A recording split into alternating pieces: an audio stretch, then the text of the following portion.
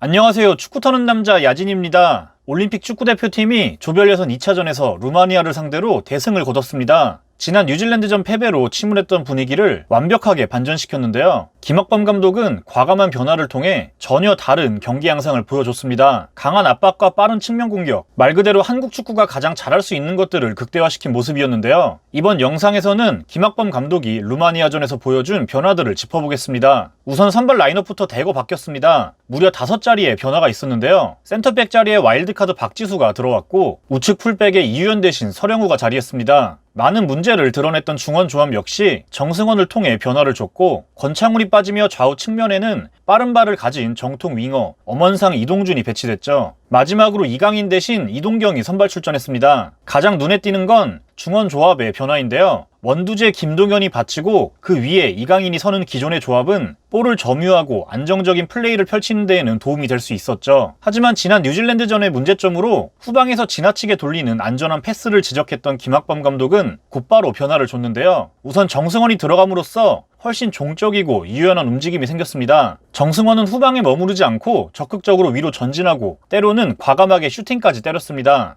물론 수비 시에도 특유의 활동량을 살려 적극적으로 상대를 방해하고 공격을 미리 끊는 모습까지 보여줍니다. 중원에서 살림꾼 역할을 맡아서 한 셈인데, 정승원의 기동력은 뉴질랜드전과 달리 한국 대표팀이 중원에서 활기를 띨 수 있었던 가장 큰 이유였습니다. 다양한 역할을 해내는 정승원이 들어오면서 공격형 미드필더에도 자연스럽게 변화가 생깁니다. 이강인 대신 이동경 카드를 활용한 것인데요. 적극적으로 낮은 위치까지 직접 볼을 받으러 내려오는 이강인보다는 직접적으로 상대 박스를 위협할 수 있는 이동경이 필요했습니다. 후방에서 전진을 통한 전방과의 연결고리 역할을 정승원이 어느 정도 커버해줄 수 있었기 때문인데요. 이동경이 들어감으로써 중원에서의 볼 점유보다는 높은 위치에 많은 숫자를 두고 빠르게 앞으로 전개하는 플레이가 가능해졌습니다. 이동경은 굳이 밑으로 내려가지 않고 상대 미드필더 뒷공간에 머무르는 모습을 보여줍니다. 중원보다는 후방을 두텁게 하는 루마니아의 수비 입장에서 이동경의 위치 선정은 상당히 거슬릴 수밖에 없습니다. 수비가 튀어나가자니 뒤가 불안하고,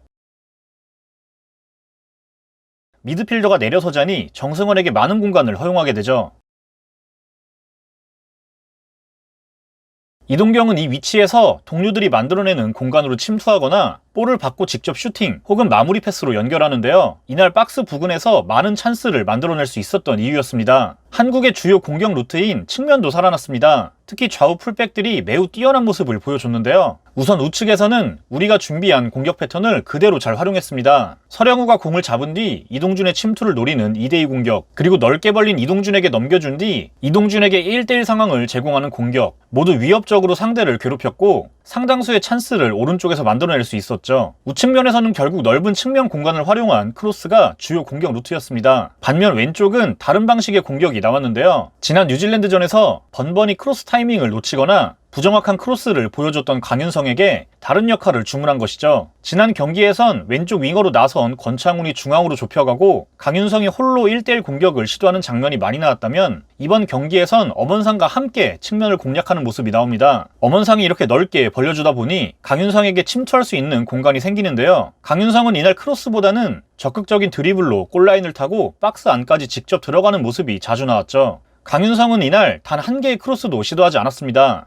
오른쪽과는 전혀 다른 방식으로 공략이 이뤄진 셈인데, 측면 자원들을 크로스 셔틀로만 이용했던 뉴질랜드전의 패턴이 반복되지 않으면서 크로스 위주의 단조로운 공격에서 벗어날 수 있었습니다. 수비 역시 칭찬을 빼놓을 수 없습니다. 퇴장으로 일방적인 경기를 펼쳤던 후반전을 제외하더라도 거의 완벽에 가까운 수비를 보여줬는데요. 전방에서부터의 강한 압박이 조직적으로 이뤄지면서 루마니아의 공격을 사전에 차단했습니다. 루마니아는 압박에 당황하며 제대로 공격을 만들어가지 못했는데요. 이날 루마니아의 센터백 3명은 모두 70%대의 패스 성공률을 기록했는데, 센터백 치고는 말도 안 되게 낮은 수치라고 할 수 있죠. 그만큼 한국의 전방 압박은 효과적이었습니다. 전반 막판 퇴장이 나오면서 후반전은 일방적인 경기가 펼쳐졌습니다. 때문에 전술적인 부분보다는 후반에 투입된 권창훈의 활약을 짚어보고자 하는데요. 권창훈을 투입하며 한국의 대형은 4-1-4-1로 바뀌었고 권창훈의 위치 역시 제자리를 찾았죠. 중앙으로 이동한 권창훈은 왼쪽 측면으로 출전했던 지난 경기에 비해 훨씬 가벼운 몸놀림을 보여줬습니다. 상대 수비를 끌고 다니는 데 집중했던 뉴질랜드전과 달리 이번에는 본인이 직접 낮은 위치에서 공을 받을 수 있었는데요. 뒤에서 패스를 뿌려주며 연계 플레이도 가능하고 직접 끌고 올라가서 마무리 패스도 해줄 수 있었죠.